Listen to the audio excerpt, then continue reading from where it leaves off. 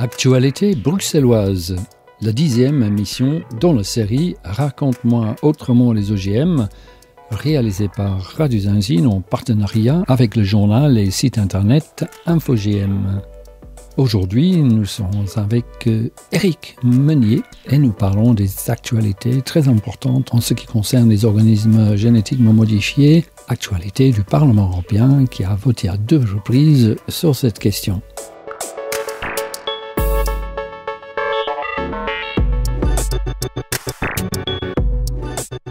Alors, bonjour Éric Meunier, donc d'InfoGM. Bonjour. Salut pour une 10e émission dans cette série Raconte-moi autrement les OGM. Et là, je pense qu'on va être surtout, en tout cas au début, sur pas mal d'actualités depuis notre dernière émission qui était une semaine à peu près avant une première vote importante au Parlement européen. C'était la commission de l'environnement du Parlement européen, je crois le 24 janvier, si je me rappelle bien. Exactement. Et ensuite, il y a eu un vote en plénière du Parlement européen le 7 février. C'est ça. Et en quelque sorte, cette vote a, au fond, si on regarde superficiellement, en tout cas, ça a l'air d'être tout à fait ce que vous, à InfoGM, ne vouliez pas. Enfin, une approbation en quelque sorte, en tout cas en grande partie, peut-être de la proposition de la Commission européenne.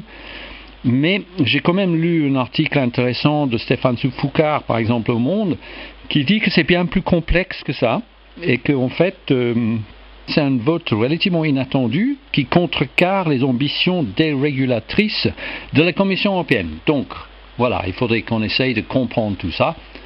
Comment vous avez analysé, en gros, toute cette question à InfoGM ? En fait, c'est vrai que le vote du 7 février 2024 au Parlement européen a constitué une surprise quand on regarde le texte que les parlementaires européens ont voté. Mais pour que les auditeurs comprennent bien, il faut juste se remettre en tête ce que la Commission européenne et les multinationales semencières souhaitaient. Et ce qui avait été mis sur la table des membres du Parlement européen comme des États membres de l'Union européenne le 5 juillet 2023.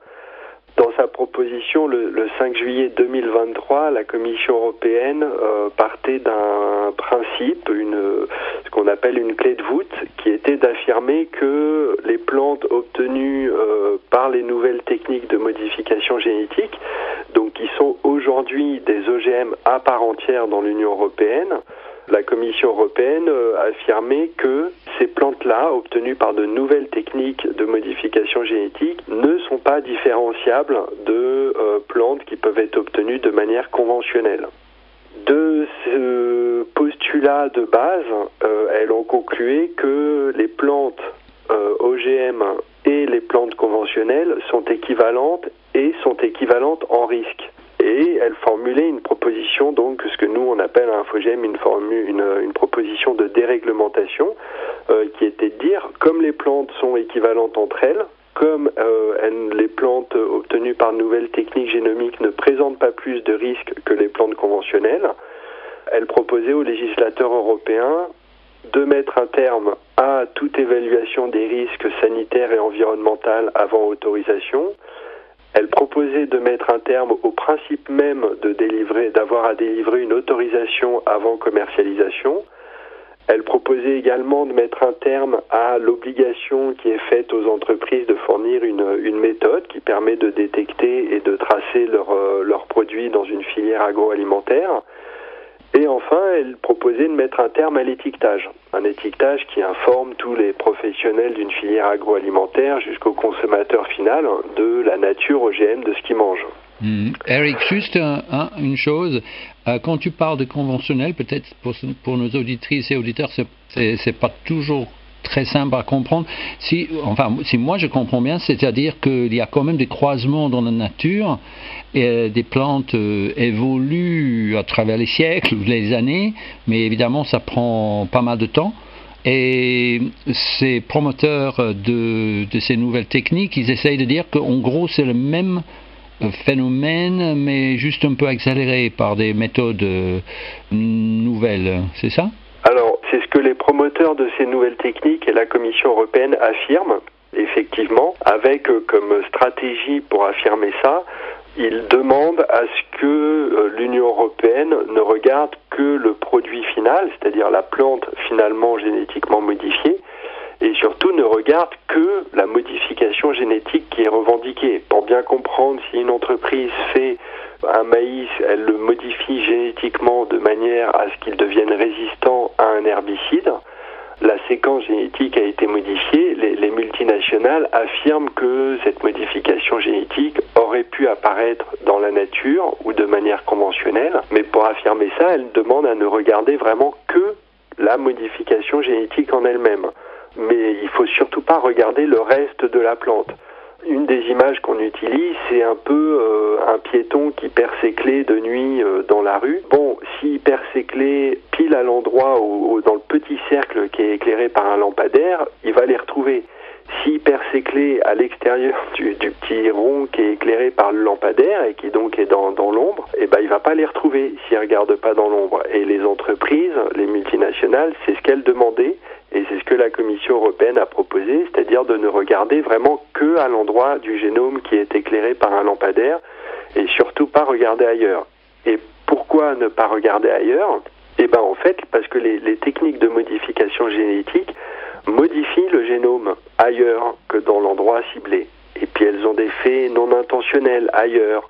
Donc en fait, cette affirmation que les plantes sont équivalentes à ce qui peut apparaître dans la nature n'est potentiellement vrai que si on regarde une modification génétique vraiment que dans le rond du lampadaire. Mais si on regarde ailleurs, on voit très vite qu'en fait il n'y a aucune équivalence entre les plantes, à tel point que même ça a été une des grosses actualités depuis qu'on s'est parlé au mois de janvier. Les experts français qui sont réunis en comité au sein de l'ANSES, qui est l'instance un peu des experts français sur les biotechnologies en France, ont sorti un rapport qui est assez long, assez fouillé, mais dont la conclusion est fournie par les experts eux-mêmes dans une phrase très simple, qui est de dire, en fait, la proposition de la Commission européenne n'a aucun fondement scientifique.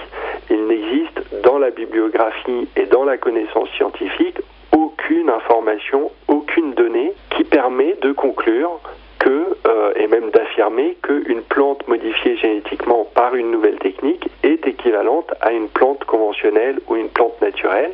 De la même manière, il n'existe aucune donnée scientifique qui permet d'écrire que quand deux plantes sont décrétées équivalentes, elles sont équivalentes en risque. Donc en fait, ce postulat de base n'a aucun fondement scientifique.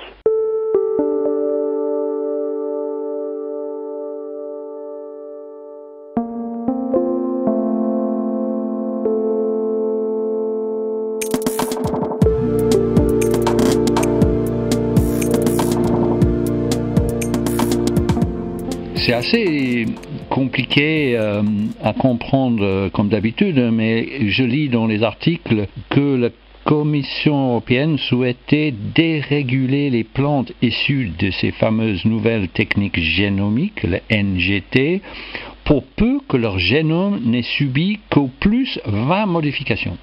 On numérote, on énombre le nombre de modifications, c'est ça ? Oui, je crois que pour les auditeurs, ce qu'il faut comprendre, c'est qu'on est dans le cadre d'une proposition de déréglementation des OGM qui répond à des demandes formulées par les 4 multinationales chimiques semencières qui sont Corteva, Bayer, BASF et Syngenta, qui appartient à ChemChina. De longue date, ça fait une dizaine d'années qu'elles le demandent. Et que tout le discours présenté comme scientifique, toutes les mesures présentées comme scientifiques et donc les critères dont tu viens de parler, proposés par la Commission européenne, n'ont rien de scientifique. Ils sont politiques, et ça c'est un droit du législateur, mais ils n'ont rien de scientifique. Par exemple, les experts européens, fin 2022, avaient émis une opinion sur l'évaluation des risques liés à ces plantes, obtenus par de nouvelles techniques de modification génétique. Et ils avaient conclu qu'il fallait qu'il y ait une évaluation des risques. Les experts français, eux, ont conclu qu'il n'y avait aucun fondement scientifique dans toutes les affirmations et les propositions de réglementation qui est faite par la Commission européenne. Pour autant, la Commission européenne a fait le choix de faire cette proposition. Et dans ce qui peut paraître quand même un petit peu aberrant. C'est vrai que la Commission européenne propose de décréter des plantes obtenues par les nouvelles techniques comme équivalentes à des plantes conventionnelles. Et dans les modifications génétiques qui seraient acceptées et qui ne donneraient pas de conclusion que les plantes sont différentes, elle écrit, il faut savoir le lire, mais elle écrit textuellement qu'il peut y avoir une infinité de modifications génétiques dans la plante. Les entreprises peuvent enlever la moitié, les 3/4, 1/4 du génome de la plante, peu importe. Les plantes obtenues seraient, selon la Commission européenne, équivalentes aux plantes conventionnelles ou naturelles.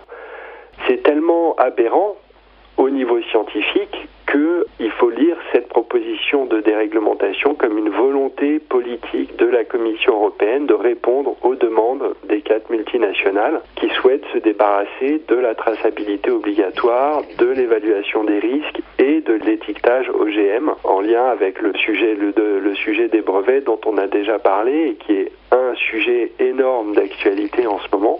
Voilà, mais il n'y a effectivement aucune base scientifique comme les experts français l'ont expliqué.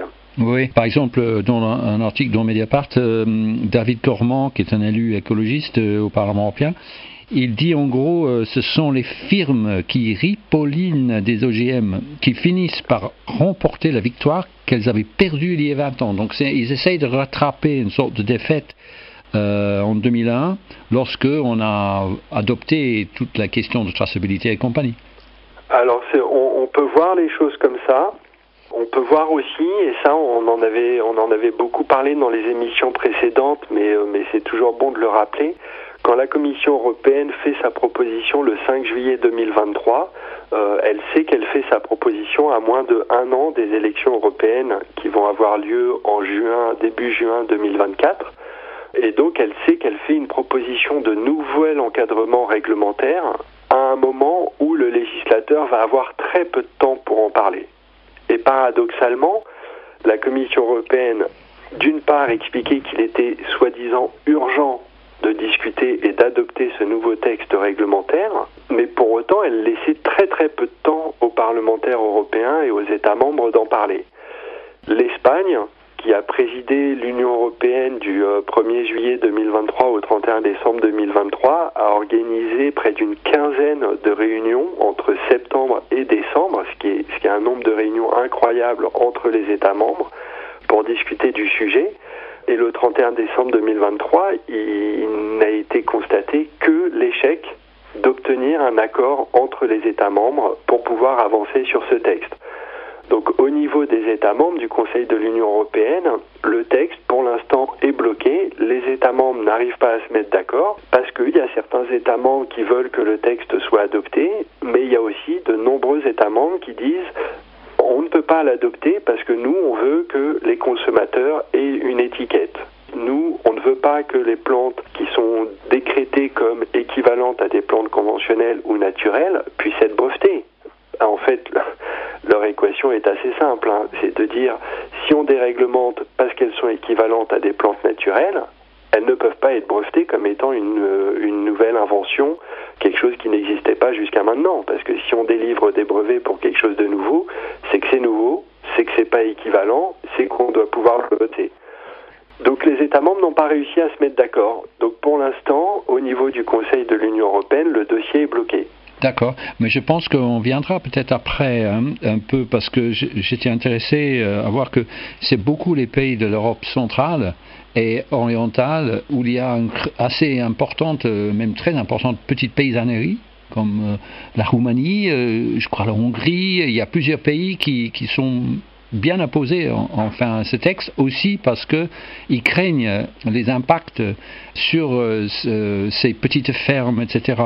Mais peut-être avant, on pourrait quand même, je regarde un peu l'article de Stéphane Foucard là, dans Le Monde, parce que lui, il insiste vraiment sur le fait que finalement, c'est plutôt surprenant. Il trouve que le 7 février, donc le Parlement européen a voté un texte qui est favorable à un encadrement beaucoup plus strict de ces nouveaux OGM que ne le souhaitait Bruxelles.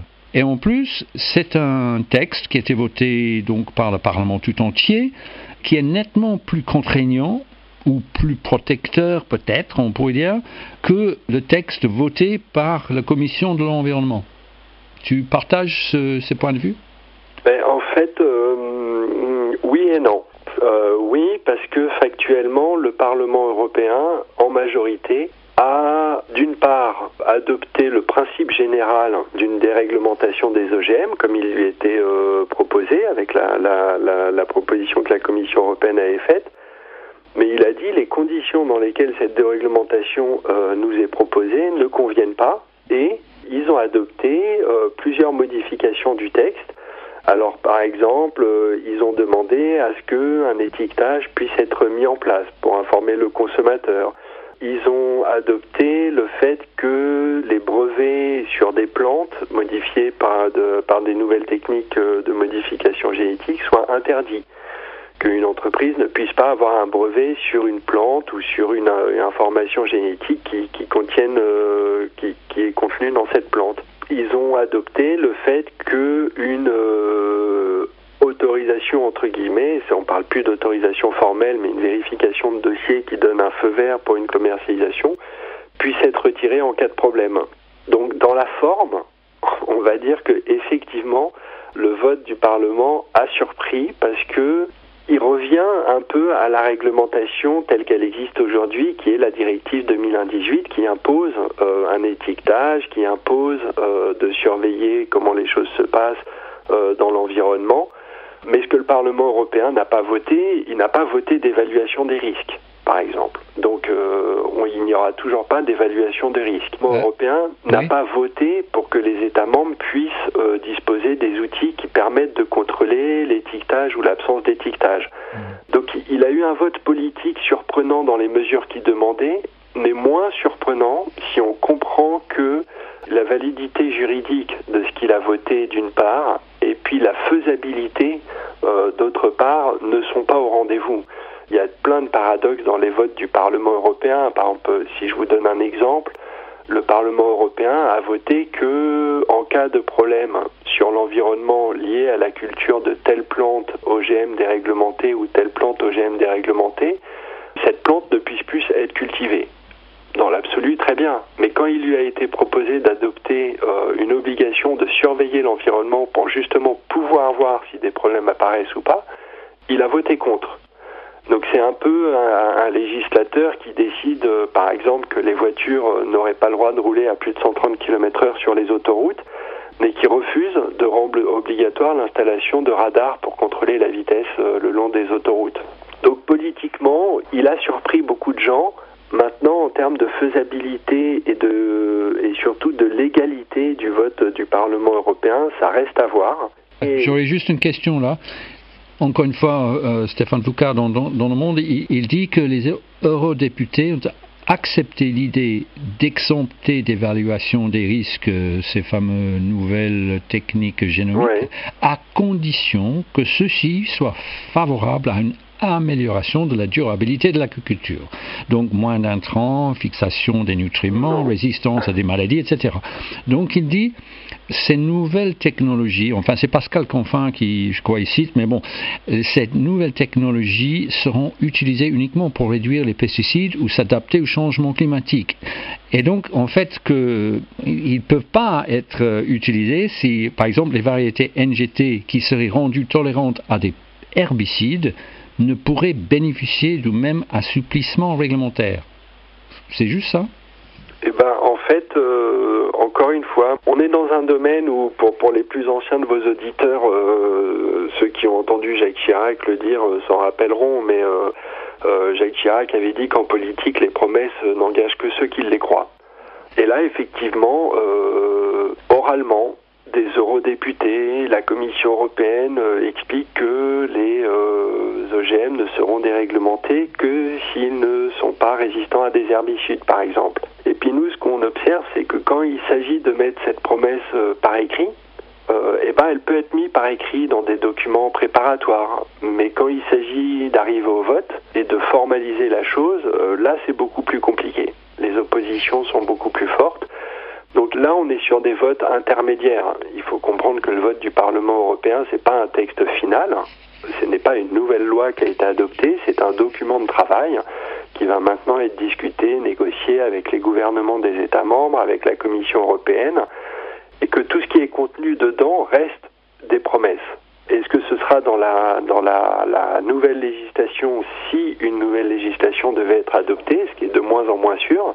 On ne sait pas. En tout cas, ce qui est sûr, c'est que les résistances à avoir un écrit qui dit qu'un OGM est déréglementé uniquement s'il respecte des critères de durabilité et que, par exemple, il n'est pas résistant à un herbicide, c'est très très compliqué de l'avoir par écrit. La Commission européenne l'avait pas mis, la France a demandé à ce que ce soit écrit, c'était dans les négociations. Au niveau du vote du Parlement européen, ça a été écrit, mais d'une manière vraiment très, un peu abracadabrantesque. Donc on est vraiment dans un domaine où les promesses n'engagent que ceux qui les croient, et il faut avoir une image beaucoup plus générale. L'image générale aujourd'hui, c'est que le Parlement européen a mis sur la table une certaine volonté politique, par exemple, à ce que ces OGM déréglementés soient quand même étiquetés, mais que cet étiquetage, il ne propose de fournir aux États membres aucun outil pour pouvoir le contrôler. Donc, par exemple, l'étiquetage qui est demandé par le Parlement européen ne pourra pas être mis en œuvre parce que les entreprises de biotechnologie ne sont pas obligées de fournir les méthodes biologiques permettant de contrôler l'étiquetage. La question des brevets, ça, c'est la question qui agite tout le monde, qui agite les États membres de l'Union européenne. Ils ne se mettent pas d'accord entre ceux qui ne veulent pas qu'il y ait de brevets, ceux qui veulent qu'il y ait des brevets, et puis ceux qui ne veulent pas qu'il y ait des brevets, mais qui proposent de le rédiger d'une manière à ce que les brevets puissent encore être possibles malgré tout, quoi. Donc on est vraiment dans un domaine où les promesses sont nombreuses, puis les rédactions ambivalentes et qui pourraient aboutir à un système inverse à ce qui est proposé sont nombreuses aussi. Nous, à InfoGM, la seule chose qu'on observe pour l'instant, c'est que le dossier est bloqué et que les élections européennes arrivent et que chaque jour qui passe, il est de moins en moins probable pour que une nouvelle législation soit adoptée avant les prochaines élections européennes. C'est possible. On sait que la Belgique, en ce moment, fait tout son possible pour pouvoir avoir un accord des États membres. Donc la bagarre est un peu vive, on va dire, mais que, arrivé à mi-mars, si les États membres se sont pas mis d'accord sur un texte, il ne pourra pas y avoir de négociation avec la Commission européenne et le Parlement européen sous cette mandature, et que en juin arrivent les élections européennes qui veulent dire nouveau Parlement européen, à l'automne nouvelle Commission européenne. En plus, ce sera la Hongrie qui présidera l'Union européenne, donc c'est un pays opposé à la déréglementation actuelle. Donc ça pourrait repousser le débat à 2025, 2026, peut-être 2027. Donc c'est pour l'instant, on est vraiment dans une période où la pression est très très forte de la part des multinationales et des pays pro-OGM, mais pour autant, le dossier est encore bloqué. D'accord. Eric Meunier, je propose qu'on fasse une petite pause et on reprend un peu après.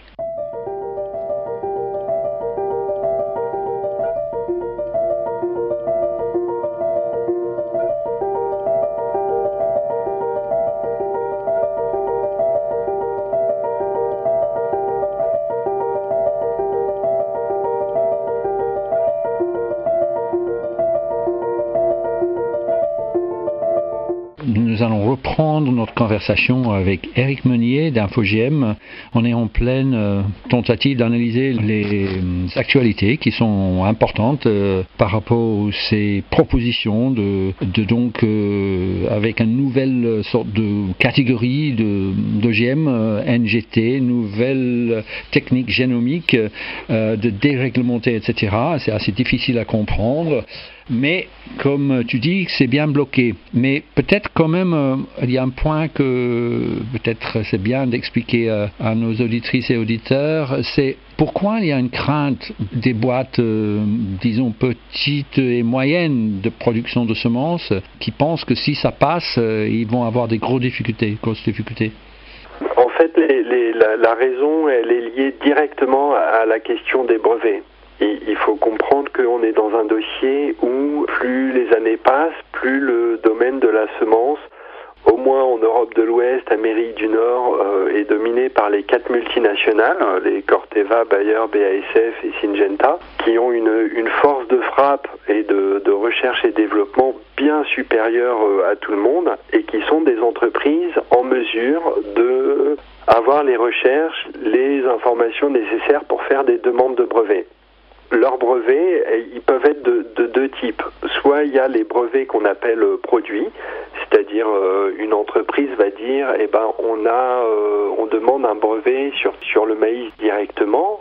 On a modifié génétiquement avec telle ou telle technique dans son génome de manière à être résistant à un herbicide et ils demandent un brevet.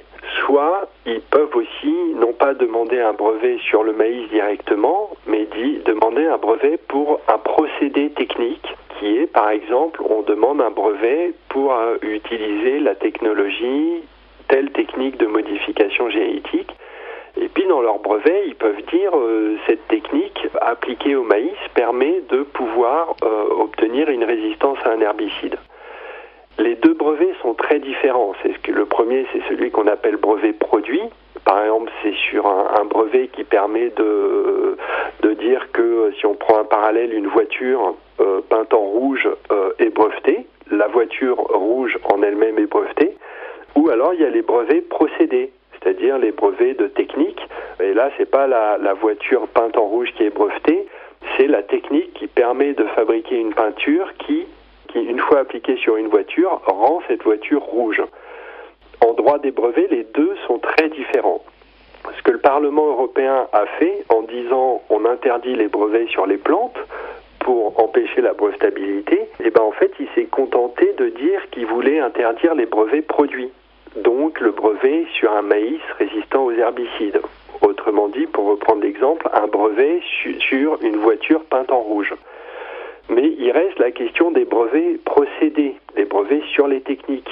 Or, les brevets sur les techniques, le Parlement européen est assez flou là-dessus. Il n'a pas voté une interdiction de brevetabilité complète. Ce qui fait que si moi, par exemple, je suis une multinationale, je n'ai pas le droit d'avoir un brevet sur une voiture peinte en rouge, mais j'ai le droit d'avoir un brevet sur un procédé qui me permet de fabriquer une peinture qui, lorsqu'elle est appliquée à une voiture, la peint en rouge.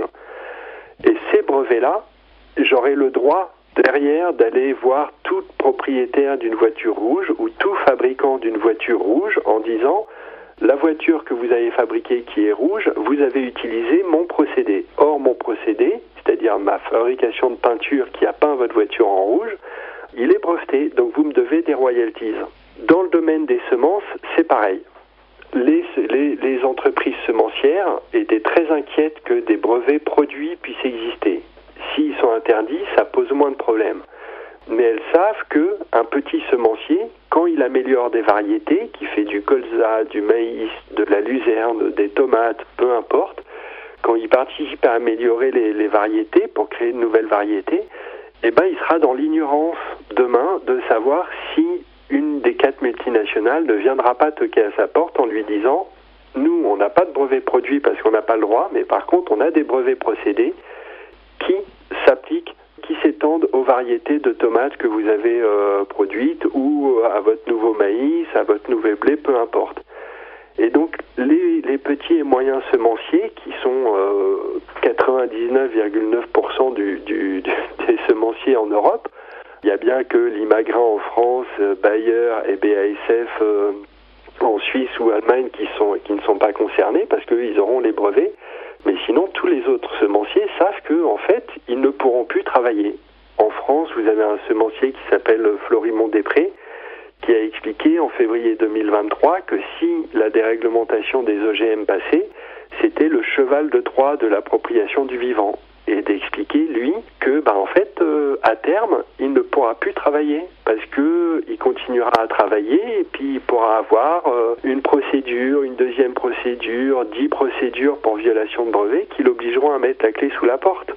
Donc pour les semenciers, c'est très très problématique parce qu'ils vont se retrouver avec une épée de Damoclès sur la tête contre laquelle ils n'ont aucun moyen de se défendre.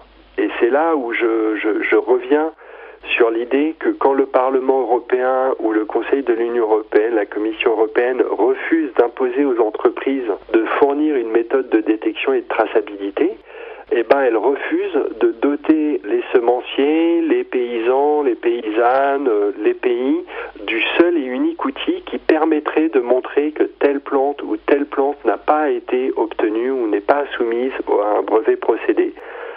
Pour reprendre l'exemple de la voiture rouge, c'est que moi, si j'ai mon brevet sur une manière, un procédé pour fabriquer une peinture qui, lorsqu'on l'applique à une voiture, peint cette voiture en rouge, on pourrait m'imposer devoir en parallèle fournir une méthode qui me permet de détecter et d'identifier mon procédé et la peinture rouge. Parce que si vous avez une voiture rouge, il vous suffira de dire mais non, analysez la peinture rouge de ma voiture, vous verrez bien que c'est pas celle qui est issue de votre procédé.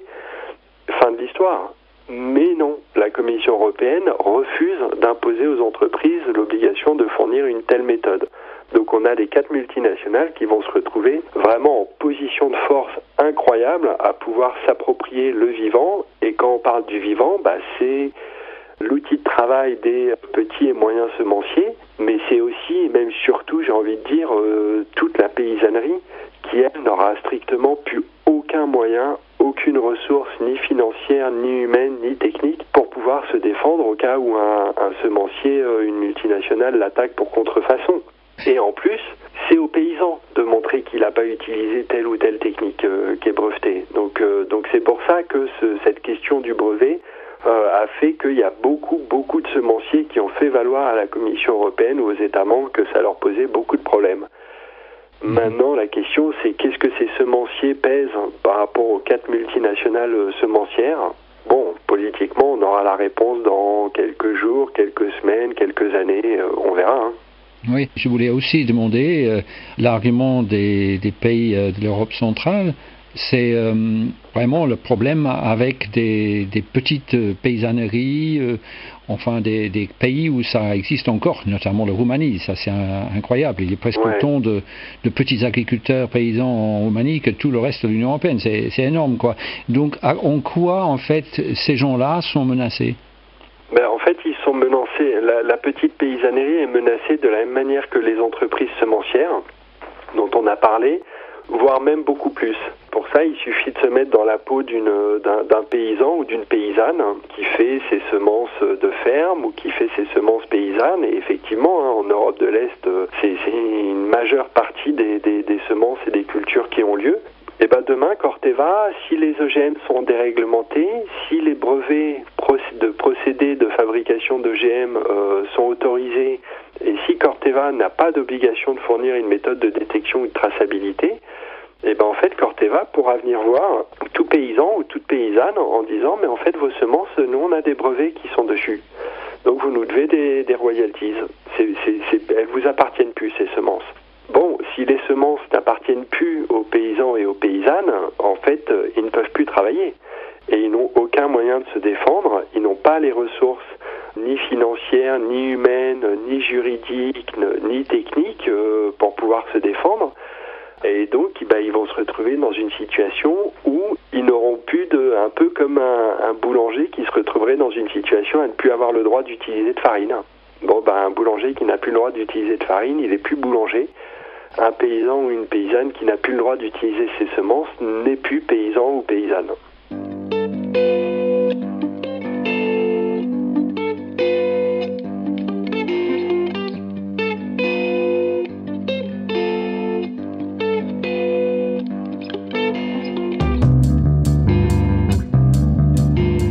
J'aurais encore une question. Il semble qu'il y a aussi la question de la coexistence ou la cohabitation ou comment ça s'appelle, toutes les questions par rapport à bio, quoi.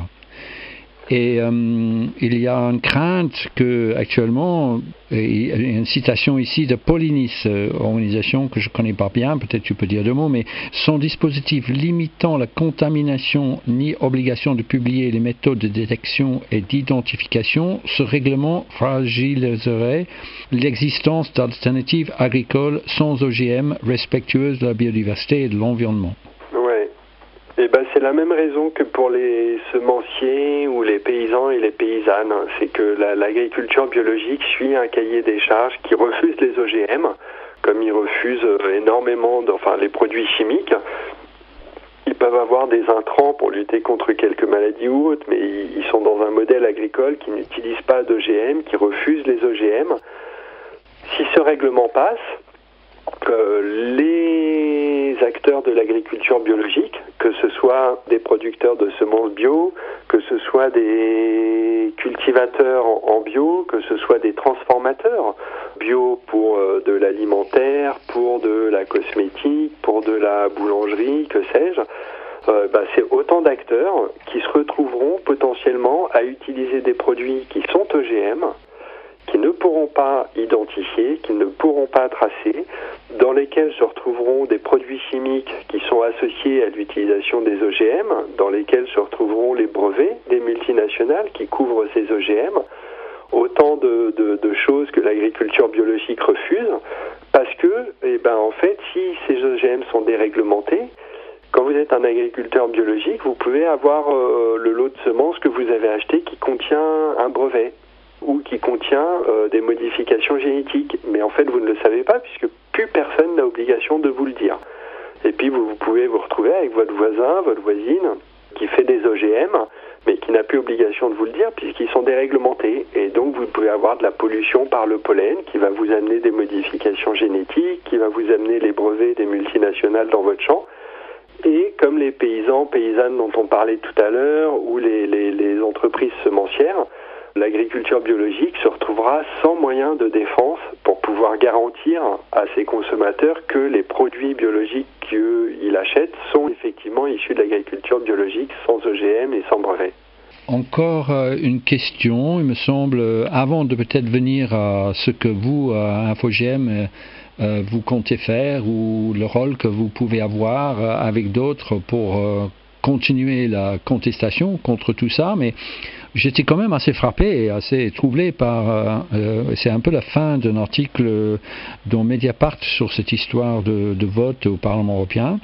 Il y a une espèce de côté d'amertume et de colère même de pas mal de gens qui sont contre, disons, le côté surtout écologiste, un peu plus les partis peut-être de gauche, je ne sais pas, mais en tout cas, le fait qu'il y avait une sorte de deal, on pourrait dire un accord peut-être tacite, mais avec la Commission européenne, c'est que où la Commission européenne essaye de vendre cette déréglementation, on pourrait dire, des OGM en disant mais on va agir contre les pesticides, on va vraiment faire quelque chose de costaud, et donc c'était un peu lutte contre les pesticides et en même temps on accepte les NGT, les nouvelles techniques génomiques.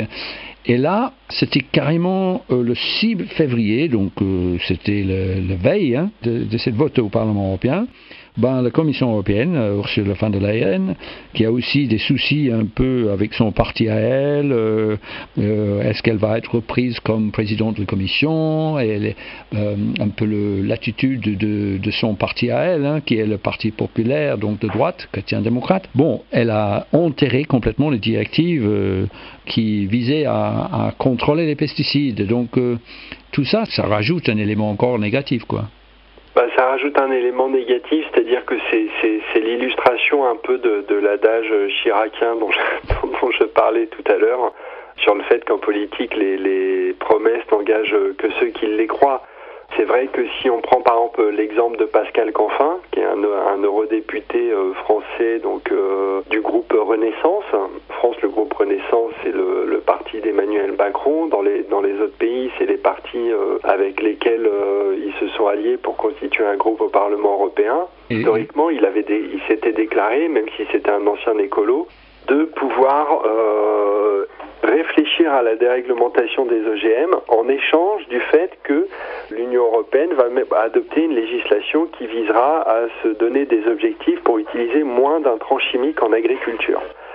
Donc ça a été le projet de réglementation sûre, donc pour utilisation durable des pesticides.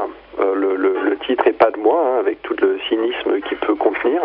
Mais cette proposition de règlement sûr a fait l'objet de beaucoup de contestations, d'un lobbying très important de la part des entreprises chimiques, ce qui fait que même au sein du Parlement européen, il a d'abord été rejeté, puis finalement partiellement adopté. Ça a été très compliqué. Et effectivement, le 6 février, la Commission européenne a proposé de retirer ce texte parce qu'elle observait que, d'une part, les multinationales de la chimie n'étaient pas vraiment contentes, et puis dans le deal politique, ça fonctionnait plus parce que le Parlement européen n'était pas parti pour suivre sur l'adoption de ce règlement. Le paradoxe, il est que cette déréglementation des OGM faisait également partie du même paquet qu'on appelle le pacte vert, qui est très très mis à mal aujourd'hui par la direction ou les présidences des syndicats agricoles. Si on écoute Arnaud Rousseau de la FNSEA, il demande de mettre à bas le pacte vert, mais dans les différents textes qui constituent le pacte vert, ils sont nombreux à avoir été finalement abandonnés, comme celui sur l'utilisation durable des pesticides, mais il y en a un qui n'est pas abandonné, c'est celui de la déréglementation des OGM. Et en fait, on voit bien par ce qui se passe au niveau réglementaire que finalement, en politique, il y a beaucoup de promesses ou de contextes qui peuvent être donnés pour effectivement faire passer une pilule, faire accepter quelque chose, mais pour qu'en bout de course, la négociation ne soit plus dans une balance. Donc effectivement, initialement, la Commission européenne avait dit on vous propose la déréglementation des OGM parce qu'on va réduire l'utilisation des pesticides. Et puis l'utilisation des pesticides, elle a retiré son texte le 6 février et le 7 février, le Parlement européen a voté pour que la déréglementation des OGM puisse continuer. Donc c'est une sorte de cynisme en politique qui est pas propre qu'au domaine agricole, mais qui est une réalité qu'il faut toujours garder en tête. Bon, on va suivre l'avancée ou pas de tous ces dossiers, sans doute après les élections européennes. Ce semble très peu probable que quelque chose se passe avant. Mais peut-être on fait un petit brin de musique et après on parlera une dizaine de minutes sur qu'est-ce que vous, à InfoGM, et plus largement, qu'est-ce qui peut se passer pour essayer d'éviter le pire, quoi.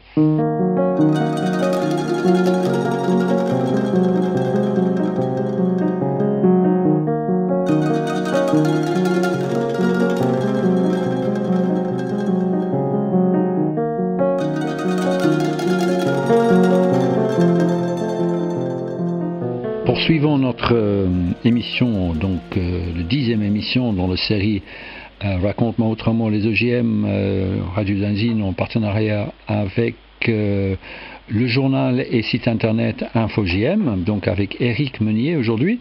Qu'est-ce qu'on peut faire après tout ce constat, un peu contrasté mais quand même globalement négatif, Comment vous voyez votre rôle et plus largement, qu'est-ce que des citoyens, des citoyennes, qu'est-ce qu'ils peuvent faire en fait? Bon, nous, le rôle d'InfoGM, il est assez clair. C'est-à-dire que InfoGM a été créé en 99 pour produire une information critique sur les sujets de OGM, semences quand c'est lié avec OGM, sur le sujet de la brevetabilité du vivant, de la numérisation du vivant. Donc nous, on alimente un site internet avec 2, parfois 3 nouveaux articles par semaine qui permettent de suivre l'actualité. On publie tous les 3 mois, donc sous forme trimestrielle, comme on dit, un journal qui va présenter une série de 6, 7, 8 articles sur un sujet particulier. Donc là, justement, le journal qui va sortir fin mars, début avril, traitera de tout ce projet de déréglementation des OGM et de ce qui s'est passé jusque fin mars dans l'Union européenne sur cette actualité-là. Celui de décembre, lui, traitait des micro-organismes génétiquement modifiés, qui sont un des autres pans, mais encore plus incroyablement développés que pour les plantes OGM, dont on avait déjà parlé dans l'émission de janvier, si je me rappelle bien. Donc nous, avec nos petits moyens, que ce soit humains ou financiers, on essaye de continuer à produire une information critique, contextualisée, qui souvent nous amène à être questionnés en mode mais je comprends pas pourquoi vous écrivez ça alors que tel autre journaliste ou tel autre journaliste écrit ça. Nous, notre particularité, c'est que comme on est à 100% dédié au sujet des OGM, et par exemple de la brevetabilité du vivant ou de la numérisation, mais c'est vrai qu'on est beaucoup plus à même, j'allais dire, à pouvoir comprendre les finesses de tel dossier, de telle arnaque, de telle promesse ou autre. Et ce qui fait que notre information sert pour les citoyens qui veulent se tenir au courant plus précisément d'un dossier, On sait qu'elle sert aussi beaucoup aux organisations qui font campagne contre les OGM, parce que ça leur permet de pouvoir avoir une information fiable, qui a été vérifiée, qui est contextualisée, qu'elles peuvent intégrer dans leur campagne. Et puis pour le monde politique, que ce soit au niveau français, européen et même parfois à l'international, on fait partie des rares acteurs qui permettent de fournir des informations qui circulent beaucoup et qui peuvent avoir un impact ou pas, ça c'est selon les sujets, mais ce qu'il y a de sûr, c'est que pour les citoyens, le travail qu'on fait permet de se tenir au courant. Et en fait, de ce qu'on a pu observer dans le dossier OGM, se tenir au courant, c'est déjà avoir conscience que le sujet OGM n'est pas fini. C'est un des paradoxes de la situation française, c'est qu'en 2008, le gouvernement français avait interdit la culture des OGM en France. Et donc énormément d'acteurs et de personnes ont cru que le dossier était fini. Et de croire ça a permis aux multinationales pendant une dizaine d'années de mettre en place une stratégie qui était peu visible, que InfoGM suivait, qu'on renseignait, mais qui avait peu d'écho dans les médias. Et donc quand ça a peu d'écho dans les médias, ça a peu d'écho chez les citoyens. De mettre en place toute une stratégie dont on récolte les fruits aujourd'hui, c'est-à-dire qu'ils sont à deux doigts d'obtenir la déréglementation des OGM et donc à pouvoir s'approprier l'ensemble du vivant, que ce soit les plantes, les animaux ou les micro-organismes. Donc voilà, pour les citoyens, aujourd'hui, ce qui est possible, c'est pas compliqué et puis c'est même important, c'est se tenir au courant, c'est se renseigner sur les campagnes qui ont lieu, sur les positions. Tout un chacun peut nous appeler, peut nous écrire pour demander des informations, pour discuter, voire même pour certaines personnes, pour pouvoir venir nous filer un coup de main, pour chercher l'information, pour relire des articles, pour participer à la vie de l'association, devenir adhérent, c'est-à-dire quoi qu'on ait envie de faire, c'est vrai que InfoGM, on se dit souvent dans toutes les bagarres qui sont menées, la première action est quand même d'être au courant que la bagarre a lieu et être au courant des tenants et aboutissants de cette bagarre. Et c'est vrai qu'en adhérant à InfoGM, on participe à soutenir une information qui explique comment les choses se passent et qui derrière permettrait à tout un chacun de se positionner comme il veut et de pouvoir agir comme il veut s'il veut agir. Oui. Et j'imagine, je crois qu'il y avait des manifestations, des rassemblements avant le vote au Parlement. Je veux dire, c'est aussi une possibilité, et je veux dire, c'est aussi une problématique. On n'a pas en fait précisé, mais au niveau du Conseil européen, il y a quelques pays comme l'Autriche, la Roumanie et quelques autres qui ont voté contre. Parce que c'était le même jour, carrément le même jour que le Parlement a voté et aussi le Conseil européen. Et l'Allemagne, par exemple, s'est abstenue, c'est important parce que ça fait qu'il n'y a pas de vote pour, quand même, mais la France a voté pour. Donc il y a ce problème de la positionnement français. Il y a le problème du positionnement français. En fait, il n'y a pas eu de vote formel. Donc la France n'a pas voté pour, l'Allemagne n'a pas voté contre. L'Allemagne a fait part d'une position comme d'autres États membres qui ont fait que la Belgique a conclu, donc la Belgique qui préside l'Union européenne a conclu que ça ne servait à rien de mettre le texte au vote parmi les États membres parce qu'il n'y aurait pas de majorité qualifiée. Et la position de la France, qui n'a pas voté pour, contre ou abstention parce qu'on ne lui a pas demandé de voter, comme la Belgique n'a demandé à personne de voter, la position de la France, il y avait quand même des réserves sur le texte parce que la France, c'est malgré les pressions qu'elle subit de la FNSEA pour se positionner en faveur de la déréglementation des OGM, la France a un rapport de ses comités d'experts qui lui dit que scientifiquement, ça n'a aucune base. Donc c'est compliqué pour elle aujourd'hui d'apporter son appui et de voter en faveur d'un texte. Coup de bol, on lui a pas demandé de voter parce que la Pologne et d'autres pays continuent de s'y opposer formellement à cause de la question des brevets ou autre, comme on l'a vu. Donc voilà, mais c'est vrai que c'était le même jour. C'est vrai qu'il y a eu des manifestations à Strasbourg, il y a eu des militants anti-OGM, les organisations comme Polynice, OGM Danger, la Confédération Paysanne, des membres du collectif Objectif Zéro OGM qui ont été à Strasbourg devant le Parlement pour signifier leur demande de rejet de ce texte de déréglementation des OGM. Et puis nous, de notre côté, InfoGM, voilà, on a participé à pouvoir faire comprendre ce qui se passait. On a participé à pouvoir voir que les votes étaient organisés le même jour.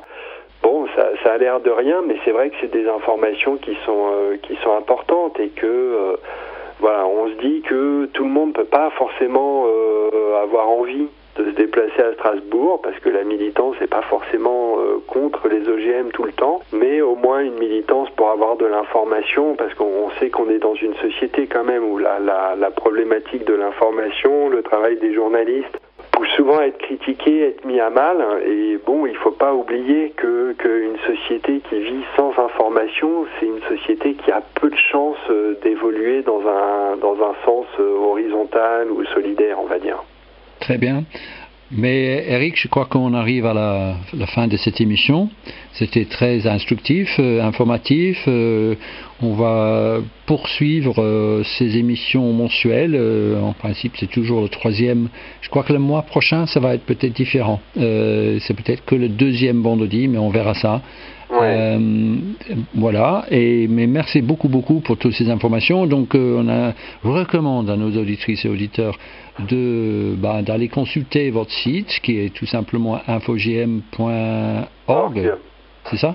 Oui. Et soutenez InfoGM financièrement. Il y a d'autres manières de participer. Voilà. Et à la prochaine. Eh ben oui, merci beaucoup. Allez. Très bonne journée, au revoir. Au revoir.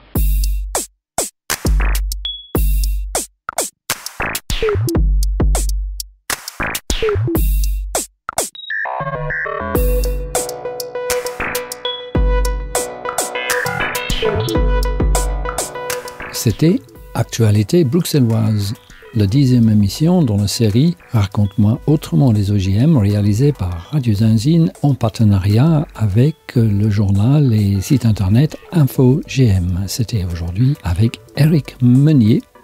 Les musiques qui accompagnent toutes les émissions dans cette série Raconte-moi autrement les OGM sont de Chapelier Fou. Si vous voulez réécouter ou télécharger cette émission, vous pouvez la retrouver sur le site de Radio Zinzine et également sur le site d'InfoGM.